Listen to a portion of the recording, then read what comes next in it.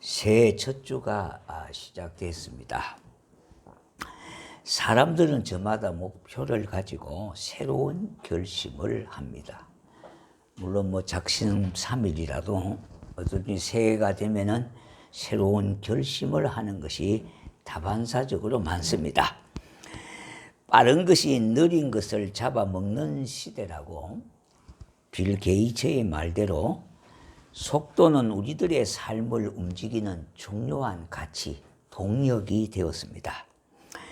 그러다 보니까 속도전에 내몰리는 삶을 살아가는 생활 습관으로 말미암아 우리는 앞만 보고 살아온 지난 날이 많았습니다. 우리가 앞만 보고 열심히 살아왔던 그 나쁜 것은 아닙니다. 그러나 문제는 뭐냐 하니까 방향이 문제입니다. 우리가 경기를 생각해 보십시다. 운동 경기를 하는 분이 규격대로 달리지 아니하고 경기 규정을 벗어나서 가장 빨리 달리다 하더라도 우승을 절대 할 수가 없습니다. 오히려 빠른 것이 해가 되는 것의 경우가 되는 겁니다. 게테는 말했어요. 첫 단추를 잘못 끼우면 마지막 단추가 끼울 구멍이 없다고 그렇게 말했습니다. 물론 맞는 말이죠. 누가 말했느냐가 중요합니다. 시작을 잘하는 것은 목표와 목적을 잘 정하는 겁니다. 크리스찬의 삶의 계획을 세울 때에 우선돼야 할 가치관은 속도가 아니라 올바른 방향이 되겠습니다. 그러고 보니 속도보다 올바른 방향을 선택하는 것이 중요합니다. 신앙생활도 인생의 근본이고 기초가 되는 하나님과의 방향을 맞추는 삶이 무엇보다도 중요합니다. 우리가 기도도 많이 하고요. 나름대로 성경도 많이 읽는 분들이 있을 겁니다. 또 그 기도에 대한 응답이나 그 말씀대로 믿고 사는 것과는 당연히 차이가 있음을 보게 됩니다. 우리가 기도도 나름대로 많이 하고 성경도 많이 본다면 그만큼 하나님을 가까이 하고 믿음이 좋아야 됨에도 불구하고 우리가 기도에 대한 응답이나 말씀대로 사는 것과는 거리가 먼 경우가 있음이 현실이라는 겁니다. 오늘 성경에 나오는 이 앙의 신하라는 사람을 주목해야 합니다. 그는 어떤 마음과 신앙의 자세를 가졌느냐 하는 것을 보아야 먼저 하겠습니다. 그럼 앙의 신하가 우선시한 것이 무엇인지, 어떤 문제 앞에 어떤 삶의 현장에서 가장 우선시한 것이 무엇인지, 첫째는요, 이 앙의 신하는 아들의 병을 고쳐주소서 하는 기도를 볼 수가 있습니다. 왕의 신하는 예수님께 와서 간절히 청하고 있습니다. 이 청했다는 말은요, 그냥 좀 이렇게 부탁을 이렇게 했다 이런 정도가 아니에요. 그 당시에 간청했다고 하는 말은 이런 정도가 됩니다. 무릎을 꿇다시피 한 것. 그리고 엎드리지다시피 하는 이 정도를 말하고 있습니다. 무엇 때문에 이가 그렇게 예수님께 나와서 청하고 있겠습니까? 병으로 죽어가는 아들을 살려달라고 하는 겁니다. 47절 중반절에 주님에게 내려오소서 내 아들의 병을 고쳐주소서 이렇게 말합니다. 그런데 예수님은 정반대에 지금 계십니다. 예수님은 가나에 계시고요. 왕의 신하는 바로 가버나움에 있는 겁니다.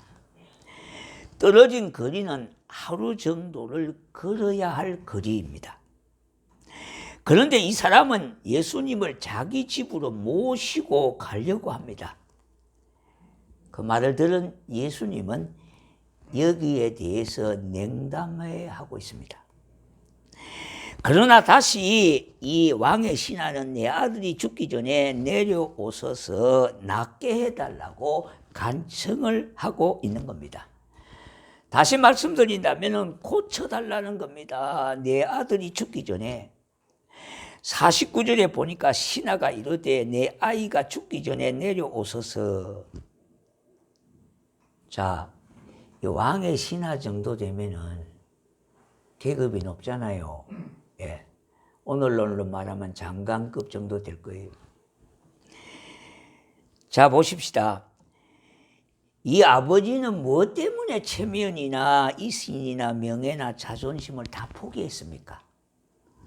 아들 병을 고치기 위해서 그렇습니다. 그래서 예수님께 엎드리고 매달렸던 거죠. 이 아버지로 말하면은 아들이 죽게 될 병이 아니라면은 예수님께 와서 무릎을 꿇고 청할 사람이 아니라는 겁니다. 장관 정도 되는 사람이 뭐 답답하다고 그렇게 아들이 죽을 병이 걸리지 않았더라면은 예수님께 와서 이렇게 사정할 리가 없다 이 말입니다. 이 말씀에서 찾을 수 있는 것은 중요한 복음적인 의미가 여기에 담겨 있습니다. 이 땅에 수많은 사람들이 복음을 받아들이는 과정을 보면은요, 잘 나가는 때는 예수 믿기가 힘듭니다. 복음을 귀담아 듣지를 않는다는 말입니다. 사람의 기준으로 형통하거나 건강할 때는요, 신앙은 그렇게 간절하지를 않습니다. 여러분 나름대로 등 뜨시고 배부르고 편하게 사는 삶이 어떻게 신앙에 간절함이 있을 수가 있겠습니까? 없다는 겁니다.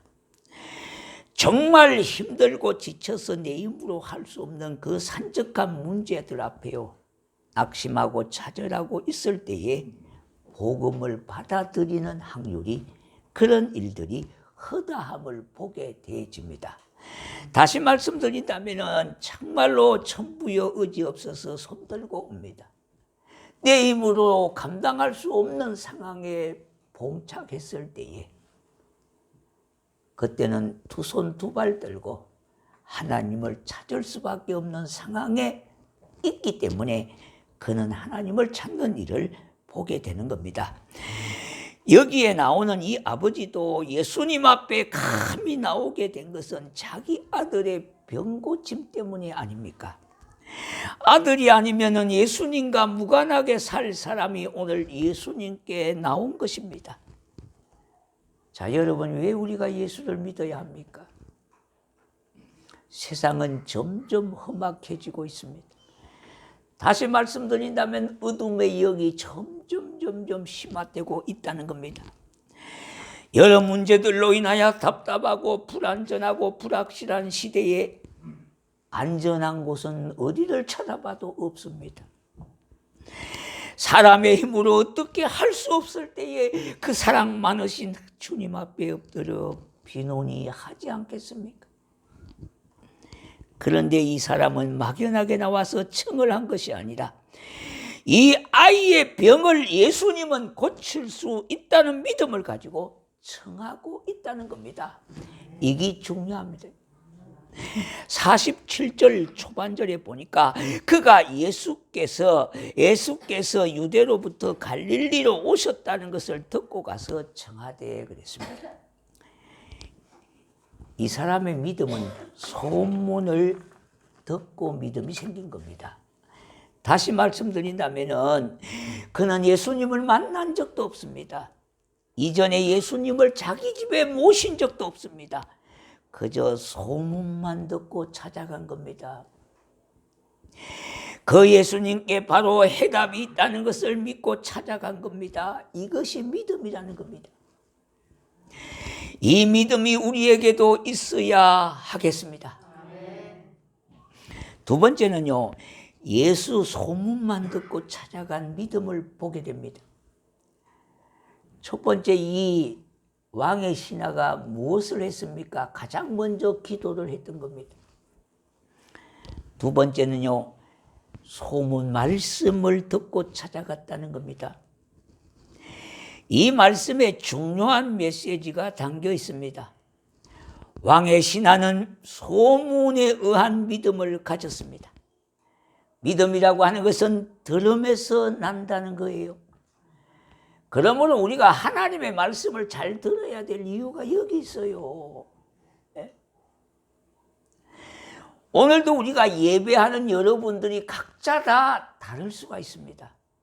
똑같은 공간에서 똑같은 시간에 똑같은 장소에서 똑같은 예배 인도자를 모시고 여러분이 예배를 드리지만은 받는 은혜는 천차만별로 다르는 거예요. 왜 그렇습니까? 태도와 자세에 따라 다르다는 겁니다. 우리가 하나님의 말씀을 잘 들어야 될 이유가 여기 있어요. 그래서 예배에 어떻든지 성공을 하셔야 돼요. 예배의 성공자가 인생의 성공이 될 수가 있거든요. 한 주간 한 주간 예배에 실패하지 마셔야 돼요. 그냥 의미 없이 왔다가 갔다가 하지 말고요. 말씀을 붙들고 기도하면서 그 말씀을 가슴에 새긴다면 예배가 달라진다는 거예요. 하나님이 내게 주시는 은혜가 달라진다는 말입니다. 그런 면에서 우리는 예수님의 소문을 널리 퍼뜨리는 것이 중요합니다. 그래서 예수 사랑, 예수님 자랑 좀 하셔야 돼요. 예. 그리고 교회 자랑도 좀 해야 돼요. 그리고 거기에 좀 덧붙여서 목회자 자랑도 해야 돼요. 자, 여러분 가만히 보십시오. 성경의 가르침 따라 때를 얻든지 못 얻든지 복음을 전하는 것인데요. 예수님에 대해서 욕을 하면 누가 믿음이 생기겠습니까? 듣는 사람이. 누가 교회에 대해서 잘못된 것을 이야기할 때 그걸 듣고 믿음이 생기겠냐 이 말이에요. 누가 아름다운 교회 목사가 나쁘다는 말을 듣고 누가 믿음이 생기겠냐 이 말이에요. 그 사람은 그 영혼을 죽이는 사람이에요. 사실 엄청난 죄를 범하고 있단 말이에요. 그래서 예수 자랑하셔야 돼요. 교회 자랑하고 덧붙여 목회자 자랑을 하면 완성맞춤이 되는 거예요. 그럴 때에 동기가 생기고 유발이 되어지고요. 마음의 변화가 되어지고 하나님의 초청에 응할 수 있는 마음이 생기게 되는 거예요. 우리가 이 사소한 것 같지만은요, 대단히 중요한 거예요. 여러분이 복음을 구체적으로 육과 은칙에 의해서 전할 수가 없다 하더라도 예수님 자꾸 자랑하세요. 나는 가방끈이 짧아서 상세하게는 얘기를 못하겠지만은 예수님의 사랑이 너무 좋더라. 내가 경험하니까 이 세상에 어떤 사랑보다 비교할 수가 없더라. 그러면 뭔가 기가 번쩍하겠죠. 그리고 많은 교회들 중에 그래도 아름다운 교회가 진짜로 아름답더라. 사람들이 아름답고 은혜의 강물이 흘러넘치더라. 이렇게 여러분이 좀 이야기를 하셔야 되는데 이거 돈 들어가는 것도 아닌데요. 너무 우리 여기에 인색해요.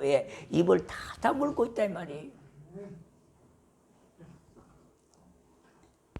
이것도 전도하는 거예요. 전도하는 거예요. 여러분. 이 좋은 소문을 듣고 악의 신하는 예수님께 나가게 되어진 거예요.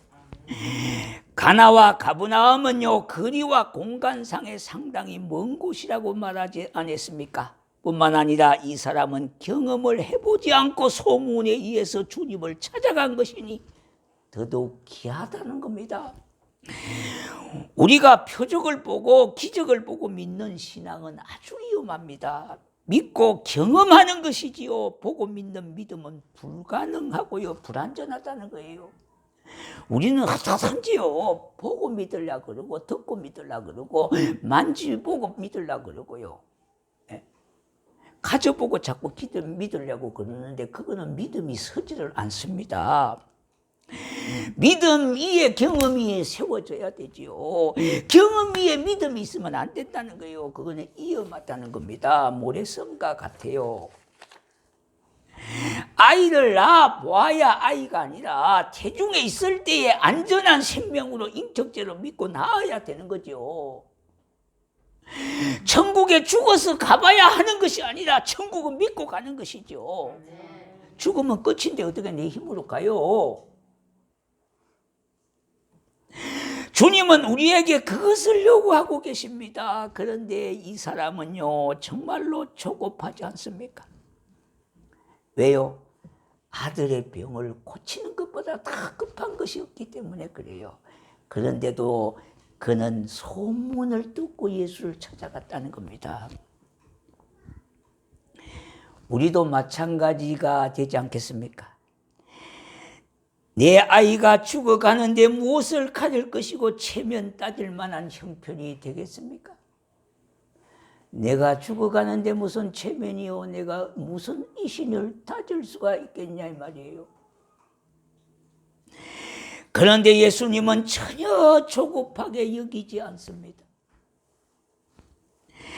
아버지는 아들 때문에 급한데 주님은 전혀 급하지 않고 느긋하게 여기십니다. 이 행동에 대해서 우리는 좀 이해가 너무 되지를 않는 어려운 점이 있습니다.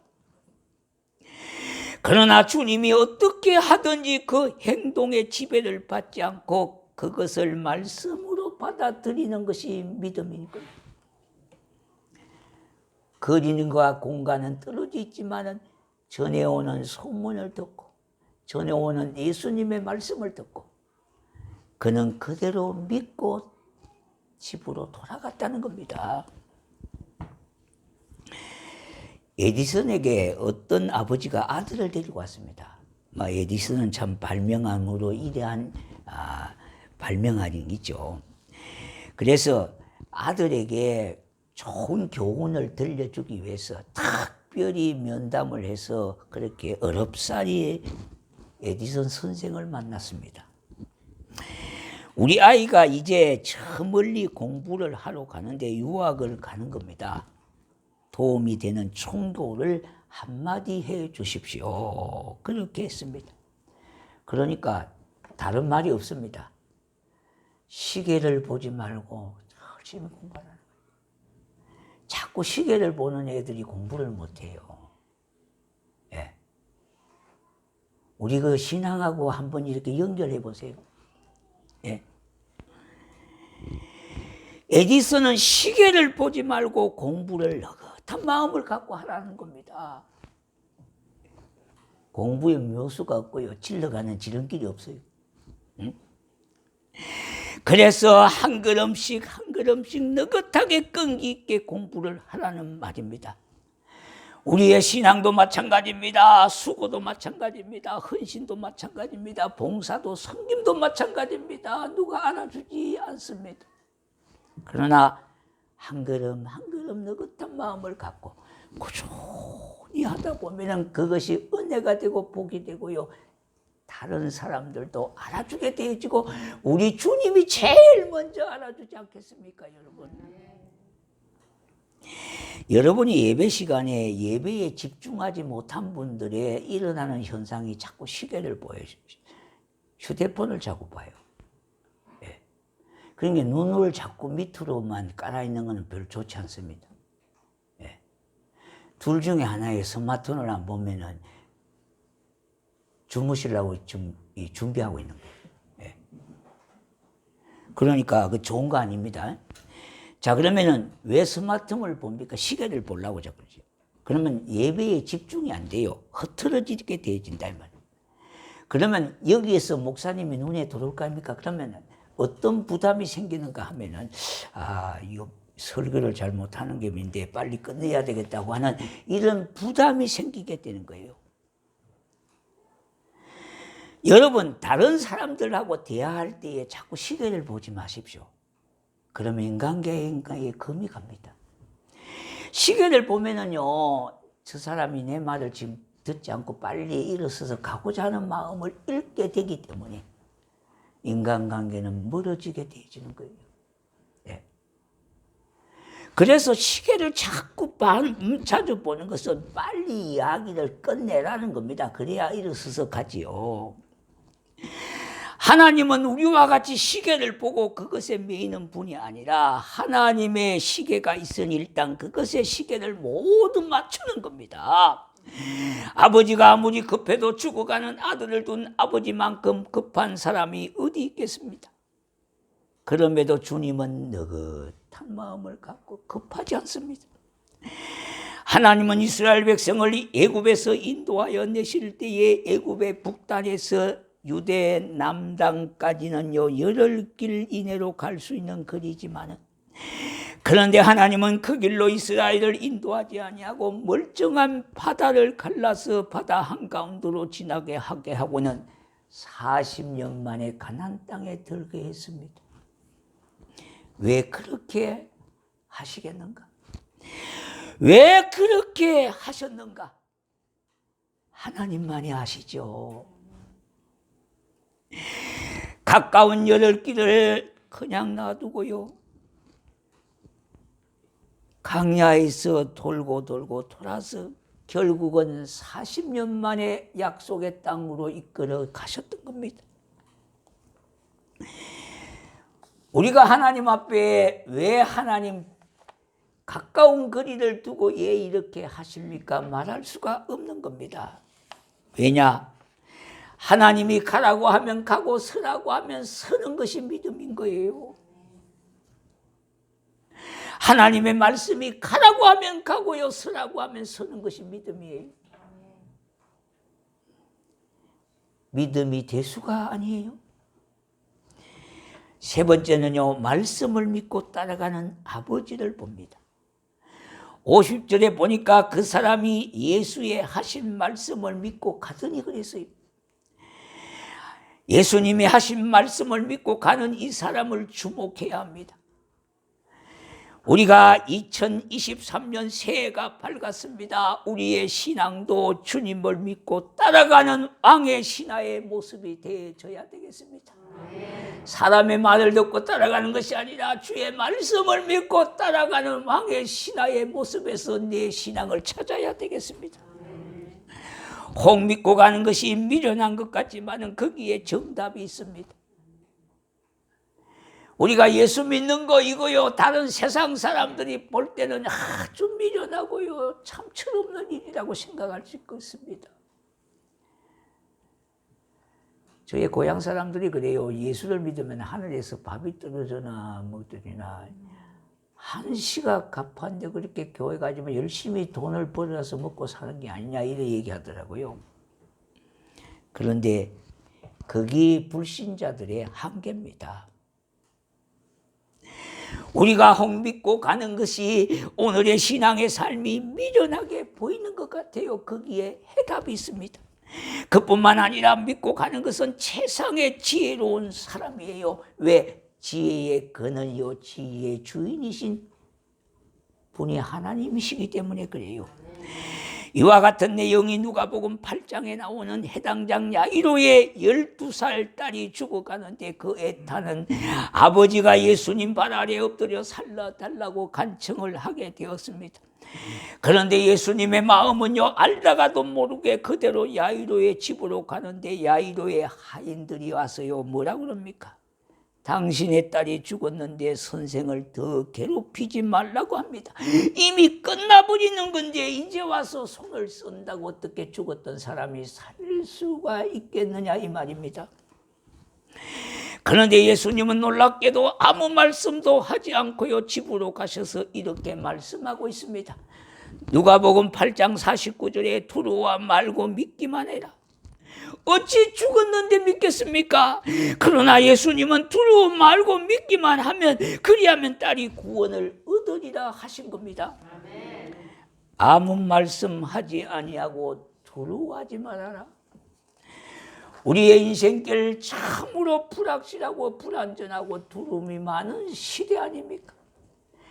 예수 그리스도 안에 평안을 누리셔야 돼요. 왜냐, 이 세상은 너무 불안전하고요, 불확실하기 때문에 두려움이 많아요. 공포에 뜨는 사람들이 얼마나 많습니까?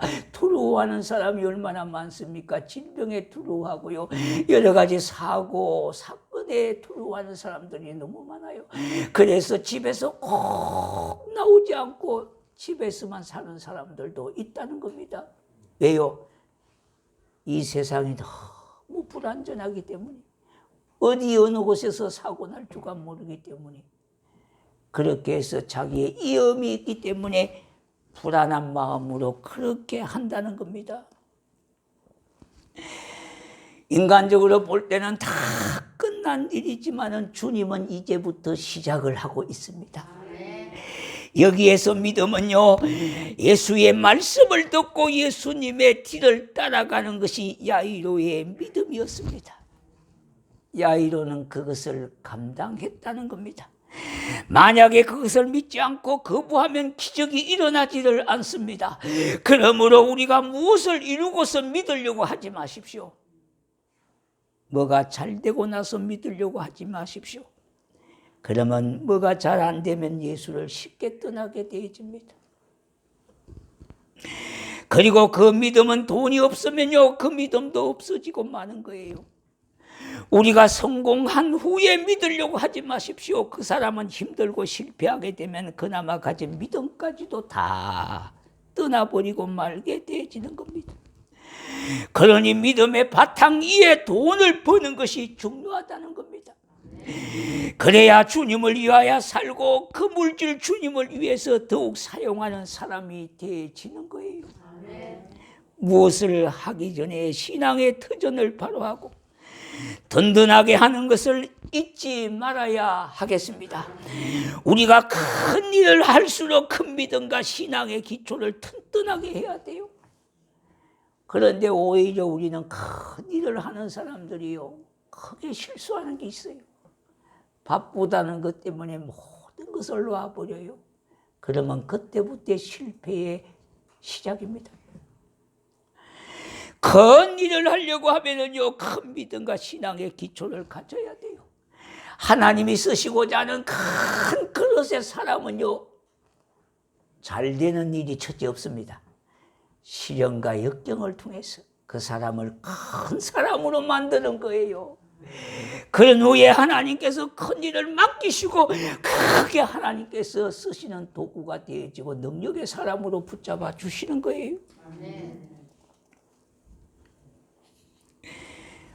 우리는 이와 같은 마음의 다짐을 하셔야 되겠습니다. 우리의 신앙의 수준은요, 언제나 보고 믿으려고 하고 가지고 얻고 믿으려고 하는 때가 얼마나 많습니까? 그러나 우리 주님은 그렇게 하지 않습니다. 50절에 가라 내 아들이 살아있다 하시니 그 사람이 주의 말씀을 믿고 가더니 했습니다.